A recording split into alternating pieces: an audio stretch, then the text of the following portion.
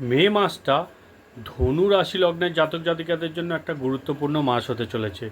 মে মাসে আপনাদের রাশিপতি বৃহস্পতি নিজের রাশি পরিবর্তন করছে।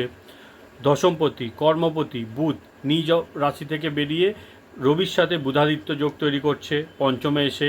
একাধিক অপরচুনিটিস আপনারা এই সময় লক্ষ্য করবেন, কারণ ভাগ্যপতি এই সময় উচ্চ অবস্থায় গোচর করছে। কর্মের নতুন সুযোগ, ইন্টারভিউ ইত্যাদিতে সফলতা আপনারা 14 তারিখের পর পাচ্ছেন। ব্যবসা বাণিজ্য শুরু করার জন্য এটা একটা অত্যাধিক গুরুত্বপূর্ণ পজিটিভ সময়। অপরচুনিটিস আসবে, সাথে আপনারা এক্সিকিউটও করতে সক্ষম হবেন।